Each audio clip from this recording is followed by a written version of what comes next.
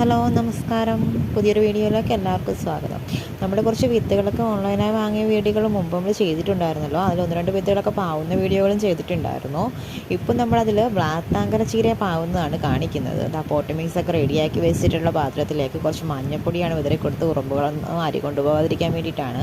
അതിനുശേഷം നമ്മൾ ആ ചീര വിത്തുകൾ പൊട്ടിച്ചൊരു പാത്രത്തിലേക്ക് ഇട്ട് കുറച്ച് മണ്ണും കൂടി അതിലേക്ക് മിക്സ് ചെയ്ത് അരികളൊക്കെ സെപ്പറേറ്റായി കൂടിക്കിടക്കാൻ സെപ്പറേറ്റ് ആയിട്ട് ഇരിക്കാൻ വേണ്ടിയിട്ട് കുറച്ച് മണ്ണും കൂടി മിക്സ് ചെയ്ത് ആ പാത്രത്തിലേക്ക് പാവി കൊടുക്കുകയാണ്. ഇനി ഇത് വലുതായിട്ട് സൂര്യപ്രകാശമൊന്നും ഏൽക്കാത്ത ഒരു സൈഡിലേക്ക് മാറ്റി വെക്കാം. ഇത് കിളിച്ച് വരുന്ന പോലുള്ള ഓരോ വീഡിയോകളും നമ്മളെടുത്ത് പോസ്റ്റ് ചെയ്യാം. Okay, by. ഹലോ നമസ്കാരം. പുതിയൊരു വീഡിയോയിലേക്ക് എല്ലാവർക്കും സ്വാഗതം. നമ്മുടെ കുറച്ച് വിത്തുകളൊക്കെ ഓൺലൈനായി വാങ്ങിയ വീഡിയോകൾ മുമ്പ് നമ്മൾ ചെയ്തിട്ടുണ്ടായിരുന്നല്ലോ. അതിൽ ഒന്ന് രണ്ട് വിത്തുകളൊക്കെ പാവുന്ന വീഡിയോകളും ചെയ്തിട്ടുണ്ടായിരുന്നു. ഇപ്പം നമ്മളതിൽ ബ്ലാക്ക് താങ്കര ചീര പാവുന്നതാണ് കാണിക്കുന്നത്. പോട്ട് മിക്സൊക്കെ റെഡിയാക്കി വെച്ചിട്ടുള്ള പാത്രത്തിലേക്ക് കുറച്ച് മഞ്ഞൾപ്പൊടിയാണ് വിതറി കൊടുത്ത് ഉറുമ്പുകളൊന്നും അരി കൊണ്ടുപോകാതിരിക്കാൻ വേണ്ടിയിട്ടാണ്.